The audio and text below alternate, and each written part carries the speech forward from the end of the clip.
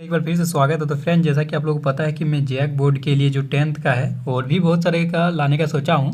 तो जो मॉडल प्रश्न पत्र है वो आप लोग का सॉल्यूशन दे रहा हूँ और वो भी डिटेल में अच्छी तरीके से आप लोग को बता रहा हूँ। तो यदि आप सेट 1 नहीं देखे, सेट 1 मैंने ऑलरेडी करवा चुका है। 10 क्लास का जो मैथ्स का है सेट 1 वो कम्प्लीटली मैंने सॉल्व करवा चुका है। यदि नहीं देखे हैं तो वो देख सकते हैं, डिस्क्रिप्शन में उसका लिंक डाल दूंगा। और ये सेट 2 है, इसको भी पूरा डिटेल से करेंगे और अच्छी तरीके से करेंगे। और मैं बता दूं कि मुझे भी थोड़ा बहुत कम टाइम मिलता है, इसलिए मैं जल्दी जल्दी वीडियो नहीं बना पा रहा हूँ। लेकिन जैसे ही मुझे टाइम मिलेगा मैं आप लोग के लिए वीडियो बनाऊंगा और रेगुलरली बनाऊंगा, जल्दी जल्दी बनाऊंगा। तो मुझे जब जब टाइम मिलेगा मैं आप लोग के लिए सॉल्यूशन लेकर आऊँगा। तो अभी चलिए सेट 2 की ओर चलते हैं और इसको सॉल्व करते हैं। तो पहला क्वेश्चन है 140 को अभाज्य गुणनखंडों के गुणनफल के रूप में लिखा जा सकता है। तो 140 को अभाज्य गुणनखंड यानी कि आप लोग को एलसीएम लिखना है। तो क्या लिख सकते हैं एलसीएम, इसको लिखिए। क्या लिख सकते हैं? तो देखिए 2 इंटू 5 देखिए किस में है, 2 इंटू 5 ऑप्शन बी में। इसको गुना करके भी देखिएगा तो आप लोग 140 आएगा, क्योंकि 2 हो गया 4, 4 पचे 20 हो जाएगा, 20 सती जो होगा 140 होगा। ऑप्शन बी इसका सही जवाब हो जाएगा। तो चलिए नेक्स्ट सवाल, क्वेश्चन नंबर 2। किन्हीं दो धनात्मक पूर्णांकों ए और बी के लिए H C F into LCM equal to. तो मैंने पहले वाला वीडियो पर भी बताया था कि किसी भी संख्या का H C F into LCM जो होता है वो दोनों संख्याओं के गुणनफल के इक्वल होता है। दो संख्याओं का गुणनफल equal to H C F into LCM. तो इसका ऑप्शन सी सही जवाब हो जाएगा, ए इंटू बी, यानी ऑप्शन सी सही जवाब हो जाएगा। चलिए नेक्स्ट सवाल, क्वेश्चन नंबर 3। 45 और 160 का एचसीएफ है। तो एचसीएफ मतलब होता है highest common factor. Highest common factor आप लोग ऑप्शन से चेक कर सकते हैं, तो आप लोग का आंसर 5 आएगा, यानी ऑप्शन ए। ऑप्शन ए क्यों आएगा इसमें मैं बता देता हूँ जिसको नहीं पता है। तो ऐसा आप लोग को यहाँ से ढूंढना ऑप्शन में जो कि दोनों को पूर्ण रूप से विभाजित कर दे। पूर्ण रूप से विभाजित करने का मतलब ये है कि उसमें शेषफल नहीं बचना चाहिए। देखिए 5 से ये पूर्ण रूप से विभाजित हो रहा, दोनों पूर्ण रूप से विभाजित होना चाहिए। दोनों पूर्ण रूप से विभाजित हो रहा, क्या 10 दोनों से विभाजित हो रहा पूर्ण रूप से? 10 से दोनों विभाजित नहीं हो रहा पूर्ण रूप से। 160 तो पूर्ण रूप से विभाजित हो जा रहा, लेकिन 45 नहीं होगा। तो उसी प्रकार ऑप्शन आप चेक कीजिएगा तो और कोई भी ऑप्शन वैसा सेटिस्फाई नहीं करेगी जैसा 5 कर रहा। तो एचसीएफ मतलब ही होता है हाईएस्ट कॉमन फैक्टर। तो चलिए नेक्स्ट सवाल की ओर चलते हैं। Question number 4। दो धनात्मक पूर्णांक ए तथा बी दिए रहने पर यदि अद्वितीय पूर्ण संख्याएं क्यू तथा आर विद्यमान है तो निम्न में से कौन सा कथन सही है? ये तो आप लोग का फर्स्ट चैप्टर का ही, a is equal to b q plus r. तो चलिए नेक्स्ट क्वेश्चन की ओर चलते हैं। Question number 5। यदि बहुपद x square minus 9x plus a के शून्यकों की गुणनफल 8 है तथा इसके शून्यक है, तब इसके शून्यक पूछा जा रहा है कि इसका शून्यक क्या होगा। तो इसको निकालने का मैं दो मेथड बता रहा हूँ। एक मेथड आप लोग का शॉर्टकट बताता हूँ। तो यहाँ पर देखिए क्वाड्रेटिक इक्वेशन क्या दिया हुआ, मूल व गुणनफल दिया हुआ, यानी अल्फा बीटा दिया हुआ। मूल ले लिया alpha into beta, alpha beta दिया हुआ है 8 और हम लोग पढ़े हैं और यहाँ से निकाल सकते हैं alpha plus beta. Alpha plus beta क्या होगा, माइनस बी बाय ए, माइनस बी यानी वो ऑलरेडी -9 है तो माइनस माइनस प्लस हो जाएगा और ए का वैल्यू जो है 1 है, तो माइनस बी बाय ए होगा, तो वो सिंपली 9 लिखा जाएगा। अब देखिए ऑप्शन से आप लोग इसको चेक कर दीजिए किस में सेटिस्फाई कर रहा है, alpha plus beta equal to 9 और अल्फा बीटा इक्वल टू 8। तो पहला ऑप्शन में चेक कीजिएगा तो ये अल्फा प्लस बीटा यदि करेंगे तो -9 हो जाएगा, तो ये ऑप्शन तो नहीं होगा। दूसरा ऑप्शन बी चेक करेंगे तो अल्फा प्लस बीटा तो वो भी नहीं होगा। अल्फा प्लस बीटा करेंगे तो वो हो जाएगा आप लोग का -7, जो कि नहीं है क्योंकि हम लोग को 9 चाहिए। सी ऑप्शन में भी नहीं होगा क्योंकि वो 7 हो जाएगा alpha plus beta. Option D सही जवाब हो जाएगा। देखिए 1 और 8, क्यों 1 और 8? क्योंकि अल्फा प्लस बीटा यदि हम लोग लेंगे तो 9 हो जा रहा है और अल्फा इंटू बीटा करेंगे तो 8 हो रहा है, मतलब कि दोनों को सेटिस्फाई कर रहा है, यानी ऑप्शन डी सही जवाब हो जाएगा। इसका लेंदी मेथड यदि आप लोग करना चाहेंगे तो मैं सिंपली इसको बता देता हूँ। यहाँ से ए का वैल्यू निकाल दीजिए और एक क्वाड्रेटिक इक्वेशन बन जाएगा। क्वाड्रेटिक इक्वेशन को सॉल्व कीजिएगा, दो आप लोग का रूट निकल जाएगा। तो ए का वैल्यू निकालने के लिए क्या कीजिएगा कि गुणनफल दिया हुआ मूलों का गुणनफल यानी अल्फा बीटा दिया हुआ 8, तो अल्फा बीटा मूलों का गुणनफल क्या होता है, सी बाय ए, और यहाँ सी का काम कौन कर रहा है, ए, और यहाँ ए का वैल्यू क्या है 1 है, तो ए बाई 1 इक्वल टू 8 हो गया, यानी ए का वैल्यू जो हो गया 8 हो गया। ए का वैल्यू यहाँ 8 पुट कीजिएगा तो एक क्वाड्रेटिक इक्वेशन बन गया। उस क्वाड्रेटिक इक्वेशन से दो मूल आप लोग निकाल सकते हैं। चलिए नेक्स्ट क्वेश्चन, मैंने शॉर्टकट बता दिया, शॉर्टकट को ही आप लोग लगाइए। यदि अल्फा बीटा बहुपद x square plus 2x plus 1 के शून्यक है तब 1 by alpha plus 1 by beta. तो 1 by alpha plus 1 by beta को इस तरह हम लोग नहीं लिख सकते, 1 by alpha plus beta plus alpha या फिर अल्फा प्लस बीटा, जैसा आप लोग लिखना चाहेंगे। इसको आप लोग को सिंपली इसमें एलसीएम ले लेना, alpha plus beta divided by alpha beta, इसको एलसीएम लेके करना है। तो मूलों का योगफल क्या होता है माइनस बी बाई ए, तो इस इक्वेशन से देखिए माइनस बी बाई क्या हो जाएगा -2 हो जाएगा, डिवाइडेड बाय अल्फा बीटा यानी मूलों का गुणनफल सी बाई ए, यहाँ सी बाई ए क्या हो जाएगा 1 हो जाएगा, यानी कि -2 आंसर हो जाएगा। तो -2 देखिए किस में है, -2 ऑप्शन बी में है, तो ऑप्शन बी सही जवाब हो जाएगा क्वेश्चन नंबर 6 का। चलिए नेक्स्ट क्वेश्चन की ओर चलते हैं। किसी बहुपद पी एक्स के लिए ग्राफ आकृति में दिया गया बहुपद की सुनी हुई संख्या क्या होगी। तो इसमें मैंने बताया था कि एक्स एक्सिस को जितने बार कट करेगा उतना ही सुनी हुई संख्या हो जाएगा। तो ग्राफ देखिए कितना बार कट कर रहा है, एक बार यहाँ कट कर रहा है, एक बार यहाँ 2 बार, एक बार यहाँ 3 बार, एक बार यहाँ 4 बार कट कर रहा है। आप लोग देख सकते हैं, एक बार लेफ्ट हैंड साइड में और राइट हैंड साइड में 3 बार, 1 2 3 4। तो आप लोग का ऑप्शन ए सही जवाब हो जाएगा। चलिए नेक्स्ट क्वेश्चन 8 नंबर समीकरण योग में a1 x plus b1 y plus c1 equal to 0 और ये दिया हुआ है। इसमें ये कंडीशन पूछा जा रहा है a1/a2 equal to b1/b2 equal to c1/c2 हो तो समीकरण के योग में। तो इसमें होता है अनेक हल, इसका अनेक हल हो जाएगा, ये आप लोग पढ़े होंगे, इसका अनेक हल होगा। नेक्स्ट क्वेश्चन, यदि रेखाएं 3x plus 2ky equal to 2 और 2x plus 5y plus 1 equal to 0 है तो समांतर है, तो k का मान क्या होगा। समांतर है मतलब इसका कोई हल नहीं है, समांतर होगा तो कैसे एक दूसरे को प्रतिचित करेगा, मतलब इसका कोई हल नहीं होगा। तो जिसका कोई हल नहीं होता है उसका कंडीशन क्या होता है, a1/a2 equal to b1/b2 not equal to c1/c2, ये होना चाहिए। तो अब देखिए ये कंडीशन आप लोग लगा दीजिए यहाँ से। तो a1/a2 हम लोग क्या लिख सकते हैं, 3/2 इक्वल टू, इसमें क्या पूछा जाए, के का मान पूछा जा रहा है, यानी a1/a2 इक्वल टू b1/b2 तो होना ही चाहिए। तो 3/2 इक्वल टू क्या हो जाएगा, 2k/5। यहाँ से आप लोग, ये 5 है, 2k/5 यहाँ से k का वैल्यू नहीं निकाल सकते, k का आराम से वैल्यू निकाल सकते हैं। k इक्वल टू क्या हो जाएगा, ये 15 हो जाएगा और ये 4 हो जाएगा, 15/4 आप लोग का सही जवाब हो जाएगा। देखिए 15/4 ऑप्शन सी सही जवाब हो जाएगा। चलिए नेक्स्ट क्वेश्चन की ओर चलते हैं। के किस मान के लिए युग्म 8x plus 5y equal to 9 तथा kx plus 10y equal to 15 असंगत है। असंगत मतलब मैंने कल ही बताया था आप लोग को, याद होगा तो असंगत मतलब आप लोग का जो होता है उसका कोई हल नहीं होता। असंगत मतलब बोल रहा है असंगत है, तो असंगत मतलब जैसे ये वाला कंडीशन है कि क्या मान है, एक क्या मान है कि समांतर, समांतर असंगत दोनों एक ही आप लोग बोला जा सकता है, क्योंकि वो समांतर मतलब इसमें भी कोई हल नहीं होगा और असंगत का मीनिंग भी होता है इसमें भी कोई हल नहीं होगा। तो इसमें भी a1/a2 इक्वल टू b1/b2 लगा दीजिए, तो 8/k इक्वल टू क्या हो जाएगा, 5/10 लिख सकते हैं। तो k का वैल्यू यहाँ से सिंपली क्या लिख सकते हैं, ये तो 2 हो जाएगा और उधर जाके वो 16 हो जाएगा। तो k का वैल्यू 16 हो जाएगा आप लोग का आंसर, यानी ऑप्शन बी सही जवाब।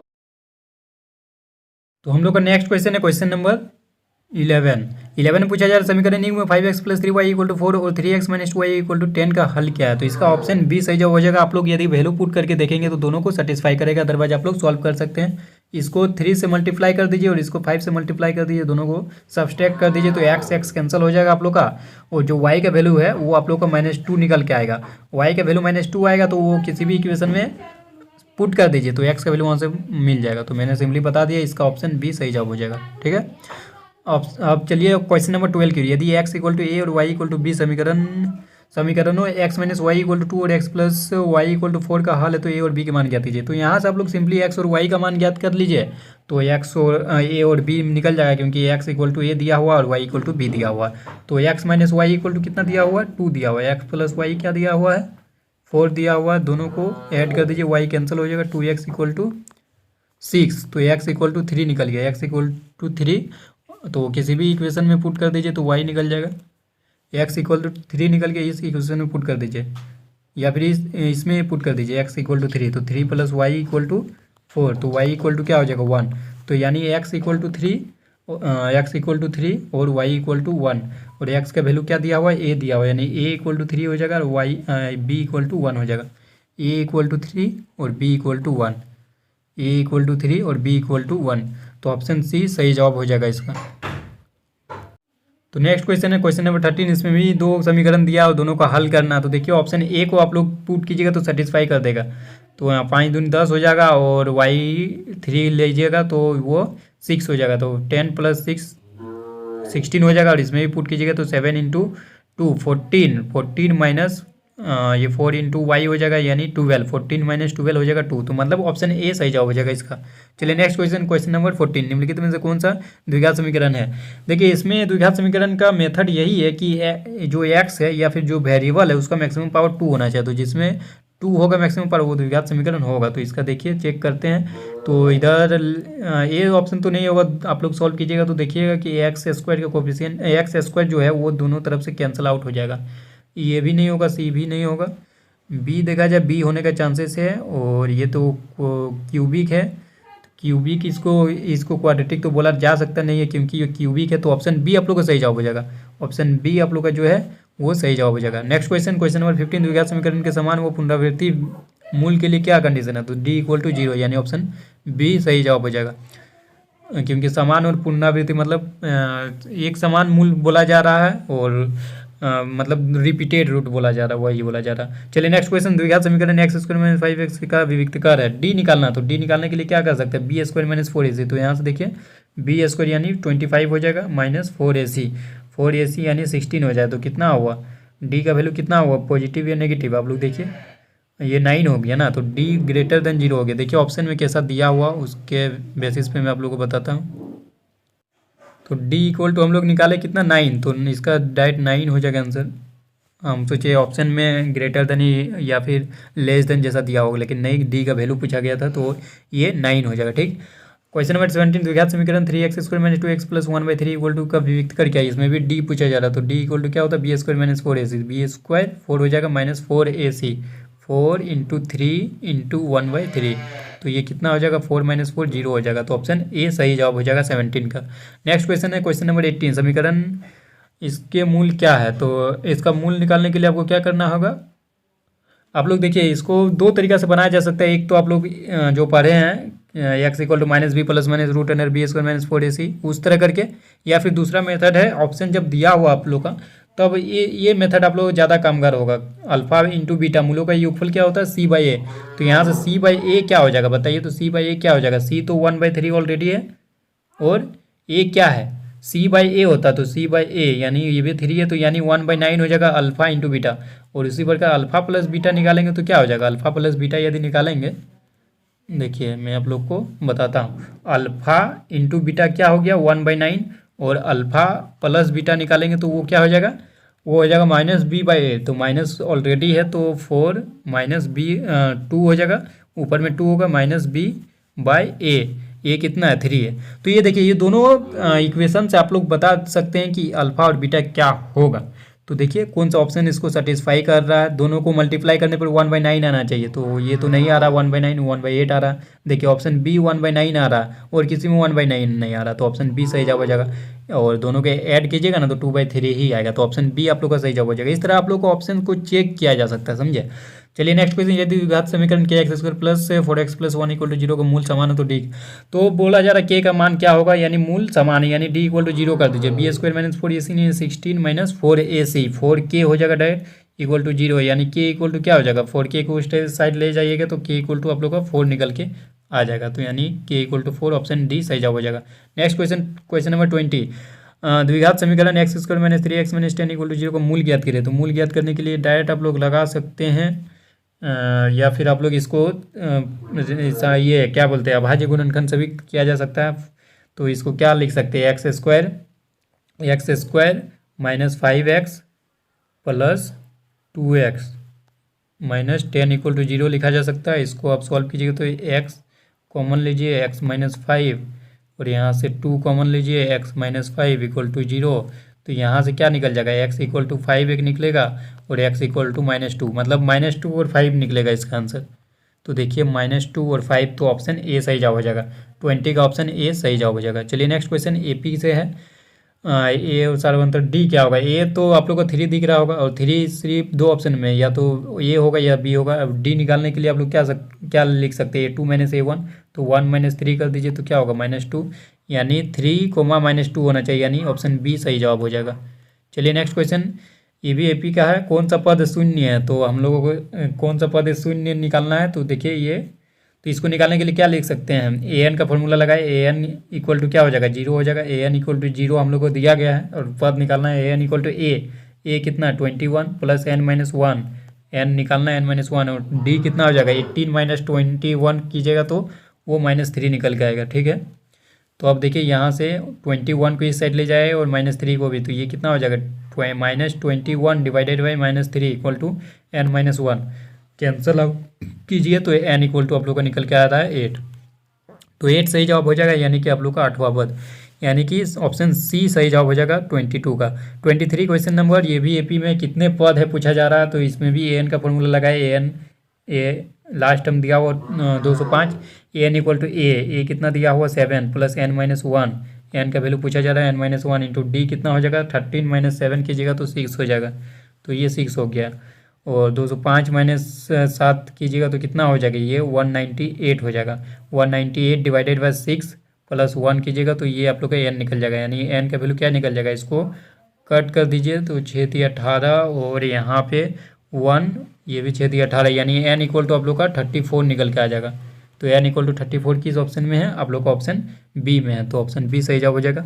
चलिए नेक्स्ट क्वेश्चन 24, 6 से विभाज्य प्रथम 40 धन पूर्णांकों का योग क्या होगा। 6 से विभाज्य होने वाला प्रथम 40 धन पूर्णांकों का, तो 6 से विभाज्य होने वाला क्या क्या हो सकता है, तो 6 से विभाजित होने वाला पहले 6 होगा, फिर 12 होगा, फिर 18 होगा, इस तरह करके आप लोग का डॉट डॉट बोल रहा है 40 लेना है। तो लास्ट टर्म क्या हो सकता है आप लोग बता सकते हैं, लास्ट टर्म 240 हो जाएगा, 240 हो जाएगा। 40 टर्म तक लेना है आप लोग को, मतलब 40 धन पूर्णांक को लेना है तो 240 लास्ट टर्म हो जाएगा।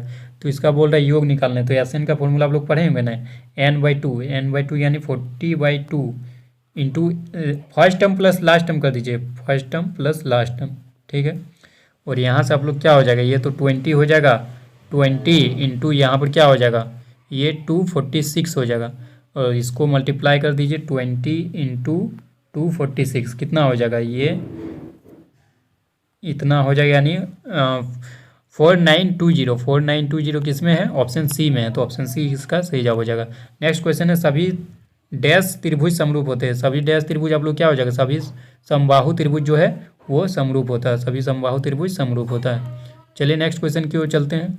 नेक्स्ट क्वेश्चन देखिए, ये थेल्स प्रमेय पर आधारित है। ये आप लोग का जो नेक्स्ट क्वेश्चन है ये थेल्स प्रमेय पर, इससे पूछा जा रहा है बार बार।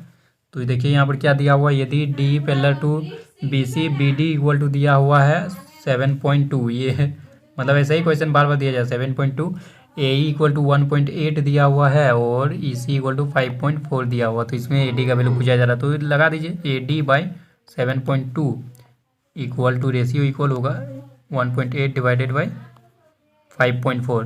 तो यहाँ से ए डी आप लोग क्या निकल के आएगा, ये तो आप लोग पॉइंट हटा सकते हैं और यहाँ से 3 बार में कट कर दीजिए तो 7.2 डिवाइडेड बाई 3 कितना हो जाएगा, ये आप लोग का 2.4 निकल के आएगा। 2.4 किस में आप लोग देखिए 2.4 ऑप्शन सी में है, तो ऑप्शन सी इसका सही जवाब हो जाएगा। नेक्स्ट क्वेश्चन, यदि एक त्रिभुज के दो कोण एक अन्य त्रिभुज के दो कोणों के क्रमशः बराबर, तो दोनों त्रिभुज समरूप होते हैं, समरूप। तो इसमें देखिए दो कोण बोला जा रहा है बराबर है, तो एंगल हो जाएगा, यानी ऑप्शन सी सही जवाब हो जाएगा।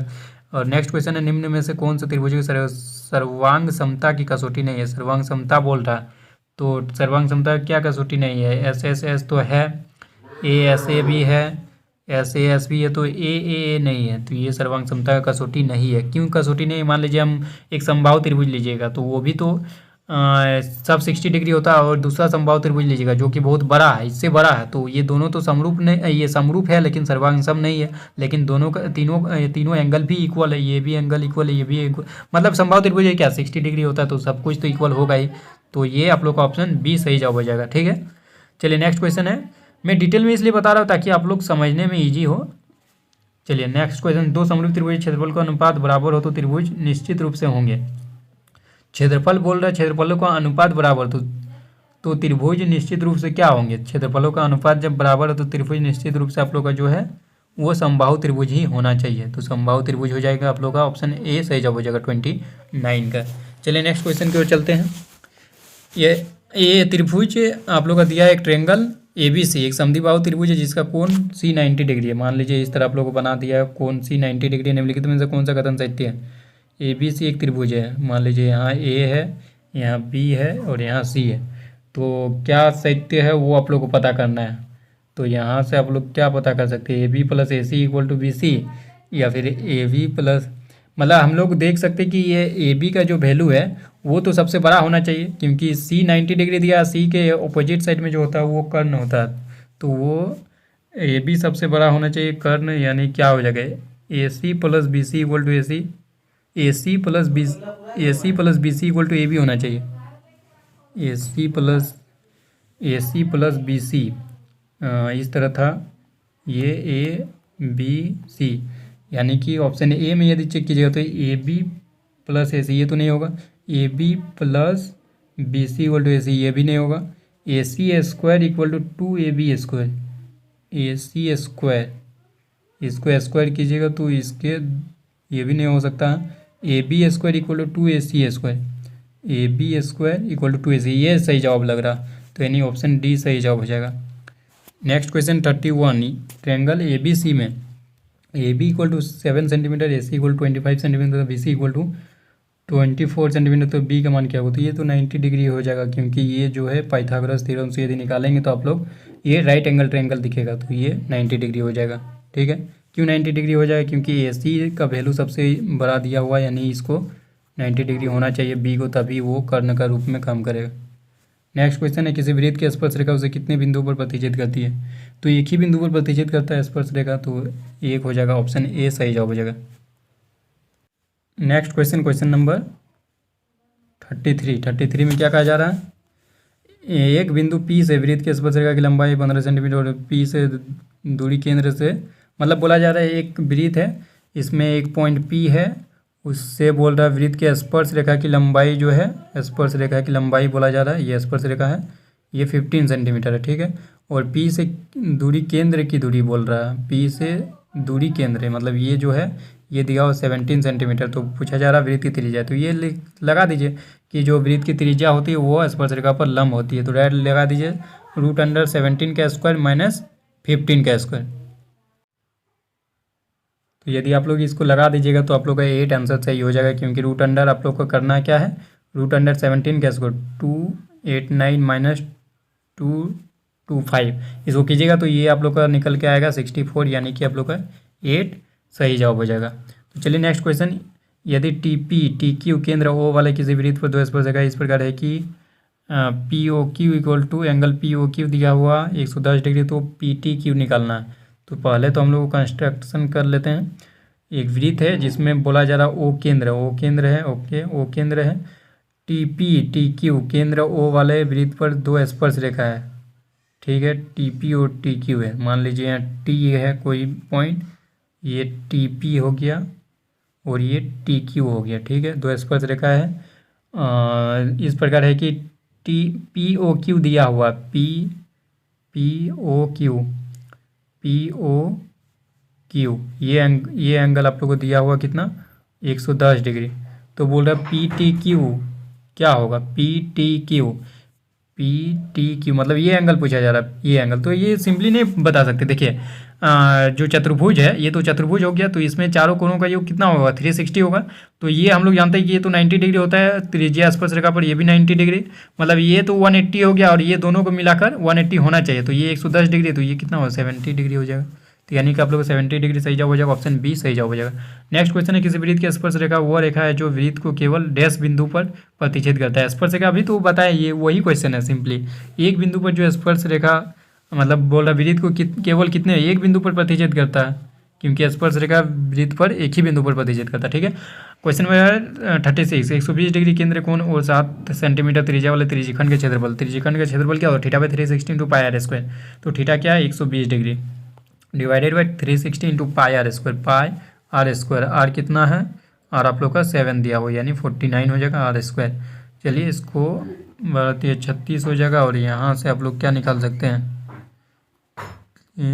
ये तो नहीं होगा, ये आप लोग कितना हो गया, 49 डिवाइडेड बाई 3 इंटू पाई का वैल्यू पुट कर दीजिए 22/7, तो ये 7 हो गया, और यहाँ से हो जाएगा 7 दूनी 14 1 15, यानी 154 डिवाइडेड बाई 3, 154 डिवाइडेड बाई 3 किस में है, 154 डिवाइडेड बाई 3, यानी ऑप्शन क्वेश्चन नंबर आप लोग का जो है 37, एक वृत्त के चतुर्थांश क्षेत्रफल क्या होगा जिसकी परिधि दिया हुआ, यहाँ से आप लोग त्रिज्या निकाल लीजिए, 2 पाई आर दिया हुआ है ना, 22, यहाँ से त्रिज्या निकाल लीजिए, तो 11/पाई हो जाएगा, पाई को पाई के टर्म में रहने दिए, बाद में पुट कर दीजिएगा। क्षेत्रफल क्या हो जाएगा चतुर्थांश का, 1/4 पाई आर स्क्वायर, तो ये लगा दीजिएगा, आप लोग का जो निकलेगा आप लोग पुट कर दीजिए वैल्यू, आप लोग सॉल्व कर दीजिए, तो ये ऑप्शन ए सही जवाब हो जाएगा। चलिए नेक्स्ट क्वेश्चन 38, अर्धवृत्त पर बना कोण क्या होता है? समकोण होता है, ऑप्शन सी सही जवाब हो जाएगा।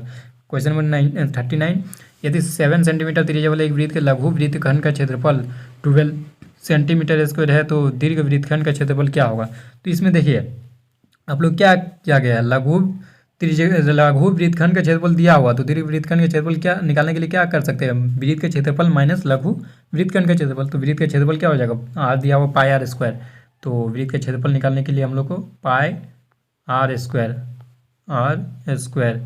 तो ये कितना हो जाएगा 49, और ये 7 से कैंसिल आउट कर दीजिए तो ये 154 हो गया, और इसमें माइनस कर दीजिए 12, 154 माइनस 12 कितना हो जाएगा? ये 2, और ये 14 हो जाएगा, 142 हो जाएगा। तो यानी ऑप्शन बी सही जवाब हो जाएगा 39 का। चलिए नेक्स्ट क्वेश्चन 40, लास्ट क्वेश्चन है। 21 सेंटीमीटर त्रिज्या वाला एक वृत्त के चाप की लंबाई क्या होगी जो केंद्र पर 60 देगा? तो चाप की लंबाई क्या theta by 360 into 2 pi r होता है, तो लगा दीजिए theta by 360 into 2 pi r, और त्रिज्या दिया हुआ कितना 21 दिया हुआ है, 2 पाई का वैल्यू 22/7 इंटू त्रिज्या 3, ठीक है।